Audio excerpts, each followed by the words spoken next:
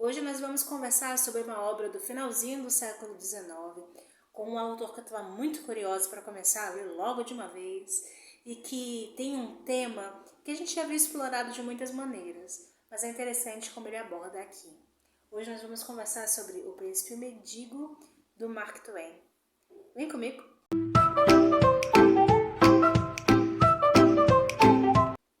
Como é que vocês estão no dia de hoje? Tudo bem? Espero que esteja tudo bem por aí, hein? Olha só, eu quero começar esse vídeo mostrando essa edição que eu comprei tem algum tempinho em sebo. É uma edição, aqui tá o áudio, de capa dura, sem nada atrás. Olha que bacana. E essa edição também é muito bacana, é da Círculo do Livro, porque tem essa espécie de carta que eles colocaram aqui atrás. Eu vou já explicar o que é isso aqui. Que eles colocaram logo nas primeiras páginas desse livro, que é uma carta basicamente escrita naquele período. Esse post-it aqui que vocês estão vendo, que quando eu peguei o livro eu entendi mais ou menos o contexto histórico que ele está situado, eu parei para fazer uma pesquisa, não sei se vai dar para entender, dos reis da Inglaterra, desde um pouco antes da Era Tudor, e aí vai passando, né? Em algum momento aqui tem Rainha Maria, Rainha Mary, Maria, Elizabeth, enfim, primo da Escócia e taratará. Porque eu tenho interesse de entender um pouco mais alguns aspectos históricos. Eu acho que isso facilita demais e traz mais informações importantes que vão te fazer entender o período que aquela história foi escrita, ou pelo menos que ela é baseada na escrita dela. Esse foi um livro publicado em 1880, 1881, pelo Mark Twain, mas o livro se passa no século XVI, se não me engano, século XVI. E aí, eu falei no início desse vídeo que a temática desse livro a gente já viu em filmes e outros livros e tudo mais, que é basicamente duas pessoas parecidas que trocam de vida, não especificamente trocam de corpos, né? Mas que trocam de vida, uma vai para a vida da outra e assim vai sucessivamente. E aí tem vários tipos de razões para isso acontecer. Diversão, que quer juntar pai com a mãe, o pai de um com a mãe do outro, enfim. E pelo título desse livro dá pra gente entender por quais caminhos o Mark Twain vai para contar essa história. E eu achei surpreendente é bem a palavra, porque eu já tinha uma certa expectativa, o que é perigoso, para Mark Twain, mas eu gostei muito da forma de raciocínio dele, de como ele foi expondo o livro. Seguinte, logo no primeiro capítulo dessa edição, que é somente essa folha, a gente conhece os dois protagonistas dessa história e de que forma que eles surgiram na vida e de que maneira eles foram desenvolvendo a partir daí. O livro começa contando, assim, realmente o século XVI. O filme começa falando da família Kent, do Tom Kent, que nasceu numa família muito pobre. Ele foi um filho nada desejado. Na verdade, ele nasceu mais como uma boca para ser alimentada do que um filho fruto do amor ali do ventre da mãe. E aí o livro descreve aqui nesse comecinho, mais ou menos, que ele era alguém que somente estava ali para dar ainda mais trabalho, ainda mais prejuízo. Aí você vai entendendo o peso a partir daí de quem é esse garoto. E aí nesse primeiro capítulo também fala que do outro lado estava o Eduardo, que não apenas era esperado, desejado pela mãe e pelo pai, os reis da Inglaterra naquele período, mas ele também era desejado pela própria Inglaterra, como um fruto e continuação de toda aquela glória, de toda a monarquia. E aí nesse primeiro momento a gente já coloca na balança e entende o peso vou falar desgraça, tem umas pessoas que não gostam dessa palavra, mas nesse contexto é mais ou menos isso. Alguém que nasceu sem nenhum tipo de graça, que nasceu realmente na pior miséria possível, e do outro lado nós temos alguém que foi desejado, que foi esperado, que foi amado, que vai ser preparado, que o futuro ali praticamente já está certo. E aí no capítulo 2 a gente vai entender um pouquinho da infância do Tom. E aqui eu quero ler algumas coisas para vocês, porque tem muito a ver com o que eu falei agora há pouco sobre a forma de escrita do Mark Twain, como eu gostei da linha de raciocínio.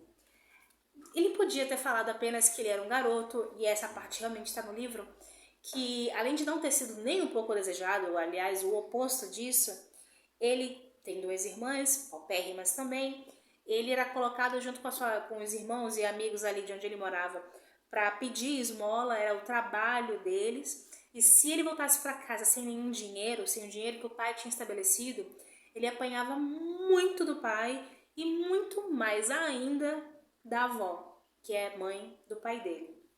E a mãe dele era uma pessoa muito triste, muito fechada, sem nenhuma voz ativa, sem nenhum poder de se impor ali naquela família, naquela realidade. E aí o pai e a avó massacrando daquela maneira. Aí você pensa, a vida, ele devia ser uma criança absurdamente triste, né? Aí que vem a genialidade inicial do Mark Twain, que fala o seguinte, mas eu não vou ler exatamente essa parte, aqui no início ele fala o seguinte, que a família Kent, o Tom, as irmãs, os pais, a avó, moravam no terceiro andar ali daquele prédio caindo aos pedaços.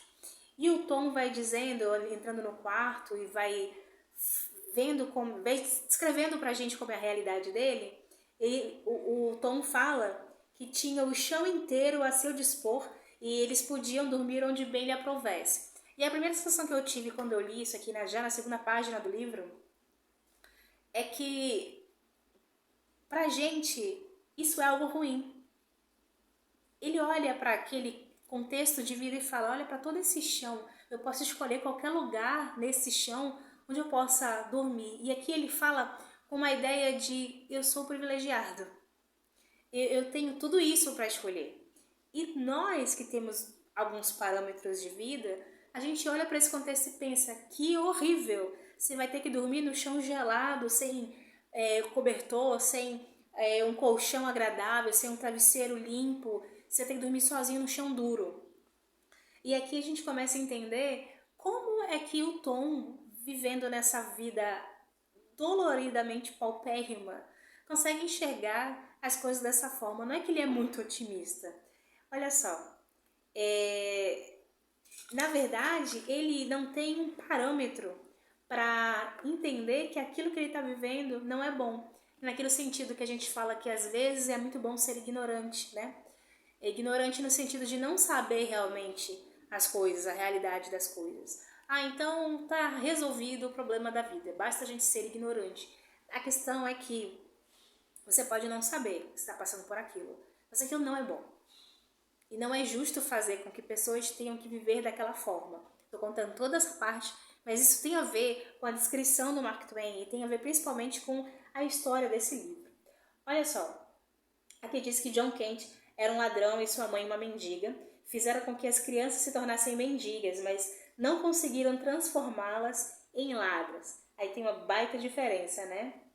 E aí costumavam reunir as crianças secretamente e o padre ensinava boas maneiras. Ele também ensinou o Tom a ler em latim e a escrever também.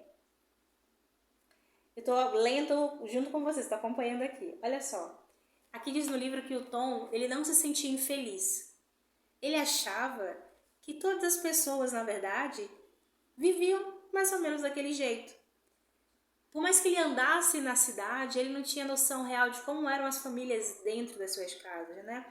É claro que ele devia, quando ele fosse mendigar, ou em algum momento do livro ele rouba também,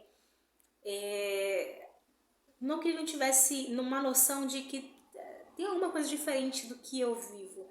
Mas apesar das pancadas que ele levava do pai e da avó, todo o restante para ele era comum. Não pode comer sempre quando quer, não tem, como eu falei agora há pouco ali, dormir no chão, eu tenho tudo isso para escolher que canto que eu vou poder dormir. A vida dele era basicamente essa.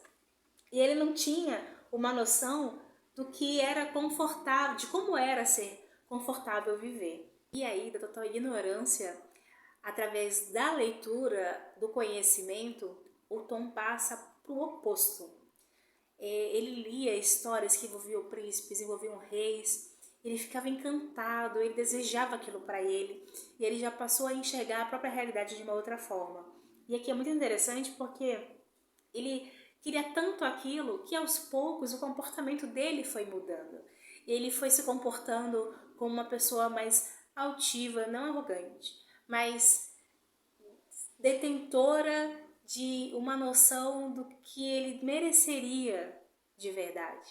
Ele mudou tanto a forma de ser que aos poucos as pessoas ao redor que pensavam que ele era louco passaram a respeitá-lo daquela maneira como ele estava se demonstrando. Tem uma passagem aqui do início do livro que fala que eles iam para o rio para brincar, era Rio Tamsa. Eles iam brincar, aquela coisa de criança. E a partir daquele momento, ele também ia para limpar as impurezas, para ele aproveitar a higiene, poder estar diferente de toda aquela nojeira que, inevitavelmente, vivendo nas ruas, ele estava sempre tendo contato. E tudo isso, aos poucos, vai fazendo que o Kiton se torne de miserável maltrapilho, não na parte física, mas na mentalidade, para alguém que almeja algo maior. E aí, desse almejar, do comportamento mudar, ele passa a se tornar realmente aí uma pessoa altiva demais, que começa não a destratar, mas ele fazia brincadeiras de me tratem como príncipe, todo mundo começava a brincar, mas depois bagunçava, zoavam com ele e tudo mais. E aí, aos poucos, essa visão que se tinha sobre o Tom ia mudando. E aí, em algum momento que ele estava andando pela cidade, andando pelo centro, ele vê alguns guardas se aproximando da entrada do castelo e ele vai acompanhando, acha aquilo tudo muito interessante, muito bonito. Ele entra e criança pequena, ele devia ter 11 anos mais ou menos, magrinho, raquítico, sabe, pequeno. Ele vai entrando no castelo junto com o pessoal que podia visitar e tal. E em algum momento ele acaba se aproximando do jardim onde o príncipe estava. E o príncipe o vê. E eu imagino que o príncipe, olhando para ele, deva sentir alguma similaridade, no sentido de as idades são parecidas, o tipo de corpo é parecido, é um garoto como eu. E ele fica curioso sobre esse menino, vestido daquela forma e tal, e o príncipe é alguém que ficava muito dentro do castelo, tinha todos os tipos de mordomia, tudo aquilo que a gente vê em filme, de como é príncipe tratado, criança que vai ser o rei, basicamente era aquilo. Ele só saía do castelo para ser vangloriado, para receber todos aqueles louros e glórias e tudo mais. E ele não tinha um contato real com o mundo real do lado de fora do castelo. E ele vê aquele garoto e pede para ele entrar, para se aproximar, e começam a conversar, oi, qual é o seu nome? Eu sou o Tom e eu moro ali, etc, etc. Acaba que ele quer se aproximar ainda mais do menino e o convida para jantar, imaginando que o garoto não fazia uma refeição, dado o estado dele. E nesse jantar, só entre os dois, comendo, não um jantar, mas um lanche ali, eles conversando, o príncipe tem a ideia de, por um dia, trocar as roupas para ter a oportunidade de trocar de vida. O príncipe queria sair por um tempo sem ser reconhecido, sem ter também tanta gente atrás dele, de poder andar a cavalo, de poder passear ao ar livre, aquela imaginação romantizada do que ele achava que era viver além do castelo, que, né, não é real. E eles acabam, o Tom acaba topando, porque ele tem a oportunidade de ser príncipe por um dia, e aí eles trocam as roupas, e é aí que a história começa. Por quê? No momento que o príncipe coloca aquelas roupas, ele já passa a ser o quê? Invisível. Muitas vezes a gente percebe, já vi isso em um artigo uma vez falando, sobre catadores de lixo. As pessoas estão acostumadas, a gente está acostumado a passar por catadores de lixo, por lixeiros, aquele pessoal que varre ali a rua. E aqui na minha cidade o pessoal usa uma roupa laranja. Você vê um laranjinha passando e é isso, você acaba não olhando para a pessoa, você não cumprimenta, não dá um bom dia, você não vê a pessoa. E nessa reportagem, na verdade, que eu vi, eles estavam mostrando como é quando a gente realmente repara, né? Passou uns 2 ou 3 lixeiros com roupa de trabalho e tudo mais e passaram pelas pessoas. E aí 5 minutos depois eles passam vestindo outras roupas, com cabelo arrumado, roupas comuns. E aí as pessoas, o repórter mostrava, você lembra dessa pessoa? Ele cumprimentou você? Nossa, eu não reparei. Porque a forma como a gente se apresenta torna a gente visível ou invisível. É algo que eu concorde ou defenda? Não. É mais ou menos como é. E é isso que o Mark Twain mostra nesse livro também. Porque o príncipe, apesar de ser amado por todos, vangloriado, acompanhado, a vida passo a passo, no momento que ele troca a roupa e se veste como um mendigo, ele é um mendigo. Ninguém olha para o rosto dele para saber quem ele é de verdade, entendem? Então, mais ou menos aí começa a saga. Ele sai do castelo, começa a se aventurar, começa a andar por aí. Logo no primeiro momento ele já é meio que esculachado por um guarda na entrada do castelo, né? Sem saber que ele era o príncipe, porque afinal de contas ele é um mendigo. E ao mesmo tempo que o Tom dentro do castelo, apesar de ler tanta coisa a respeito, ele não sabia na prática como se importar. Ele estava meio sem jeito, meio sem saber como falar. E aí, quando o príncipe cansa disso e decide voltar para o castelo, ele não consegue mais. Por quê? Porque ele é apenas mais um garoto comum. Quando o Tom começa a ficar preocupado e querer sair daquele contexto, o que acontece? Ele não consegue também, porque ele está usando joias, trajes finos, caros. Então, o que menos interessa ali é o rosto, é como ele está se apresentando. Então, ninguém naquele contexto tinha como imaginar que aquilo poderia acontecer. Até porque o príncipe era muito bem guardado, era o filho homem único ali que ia herdar o trono. E aí o tempo vai passando e quanto mais o príncipe que está lá fora como mendigo tenta se aproximar, retornar para o castelo, para a realidade dele, ele simplesmente não consegue ter acesso.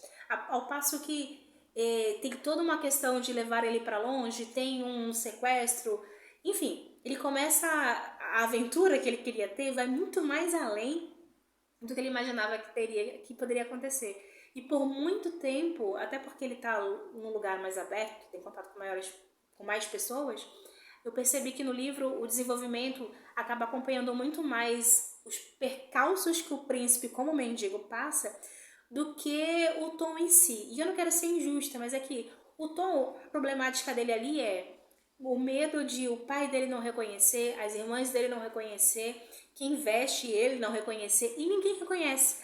Tanto é que em vários momentos acham que ele tá louco, que ele perdeu a consciência das coisas e começam a agir com ele como se tudo que ele falasse estivesse certo, para não deixar ele mais nervoso, porque acham que isso ia piorar a loucura dele. E em algum momento o rei morre, e aí o Tom se vê diante daquela situação. E aí, será que aquele dia a dia, porque não foi só 1, 2 dias, foi muito tempo, dormindo e acordando como uma realeza, sendo tratado como uma realeza, tendo sim que reaprender uma ou outra, reaprender não, sim, tendo que aprender uma ou outra coisa, porque afinal de contas o que ele leu nos livros era muito restrito à realidade do que é viver ali na monarquia, né? Então, ele acaba pedindo para um bobo da corte, que é um menino, fazer uma espécie de jogo para lembrar coisas, ajudar ele com a memória de como eram antes de ele ter esse problema, porque o Tom não sabia como agir naquela circunstância. E aí esse menino, o bobo da corte, começa a lembrar, na verdade, explicar, que o Tom não sabia, e começa a contar como as coisas realmente deveriam ser, como deveria ser o comportamento dele em cada tipo de jantar, de tipo de circunstância, como ele deveria se comportar. E aos poucos ele vai percebendo que ser um pouco mais arrogante, ter uma voz mais altiva, falar mais alto, no final das contas ele ia ser respeitado, porque afinal de contas ele era o príncipe ali. Qualquer coisa que ele fizesse ali seria justificável, né? E aí a gente pensa em várias coisas que tem para pensar nesse livro. Como é preparar alguém que vai administrar e decidir por todo aquele povo? Como é criar alguém dentro dessa bolha e essa pessoa não ter noção de como é a vida lá fora? Tanto é que o príncipe, quando está com o mendigo, ele acaba sendo preso mais de uma vez, ele é sequestrado, ele é obrigado a fazer coisas que ele não queria, e em vários momentos a arrogância dele de dizer: eu sou o príncipe, você não acredita em mim, mas você tem que beijar minha mão, apanhando, mas se mantendo com essa arrogância, sem entender que isso podia custar a vida dele. A cabeça dele, a forma de criação foi tão absurdamente criada para ele entender como sendo alguém único ali. Qualquer coisa que ele fizesse dentro do castelo seria respeitado e justificado, que do lado de fora várias vezes ele quase morreu, porque ele não conseguia entender isso. E aí, tendo essa experiência, que ele pôde perceber como o povo que ele ia assumir lá na frente estava sendo tão maltratado, como o povo estava sendo tão injustiçado, passava fome, não tinha ninguém olhando por eles e eles não pediam nada tão absurdo assim. E aí tem essa questão de olhar para o outro lado, além dos muros do castelo. É um livro fora de sério, é um livro muito, muito interessante mesmo, dá pra gente ter vários tipos de debate a partir dele. É um livro de apenas 260 páginas, quase que não sai, mas é de uma profundidade interessante. Por mais que a gente pense que tenha coisas óbvias aqui, como o que será que aconteceu com o príncipe? Será que ele entendeu como ele seria muito mesquinho se ele não tivesse tido essa experiência e agora sim está preparado para ser um rei? Mas será que ele foi resgatado? Será que todo esse conhecimento ele conseguiu utilizar? E não só utilizar, mas depois, supondo que ele voltasse ali para o castelo e assumisse como rei, será que ele ia levar por toda a vida dele realmente todo o conhecimento que ele adquiriu? Ou será que a forma como ele voltaria a ser tratado faria com que ele esquecesse de tudo e apenas usasse de seu privilégio para pensar apenas no próprio umbigo? Uma experiência só basta. Esse foi um livro sensacional, apesar de toda essa profundidade de contexto social em relação à pobreza, em relação à riqueza, de como se apresenta, de como você é tratado, porque você tem ou não tem para mostrar. Apesar de tudo isso, é um livro de leitura muito leve. A escrita do Mark Twain é muito fluida, você consegue se entreter realmente no fluxo da história e tem coisa que você quer saber como é que vai dar e não é tão óbvio assim como pode parecer, não é. Então é uma leitura que vale muito a pena fazer. Você conhecia esse livro? Não conhecia? Me indica mais livros desse jeito, porque dá pra gente absorver tanta coisa bacana e conversar sobre tanta coisa importante que tem a ver com os dias de hoje, que não é brincadeira. Me indica mais pra mim, tá bom? E você que me acompanhou até o final desse vídeo, meu muito obrigada, um beijo e até o próximo vídeo do canal.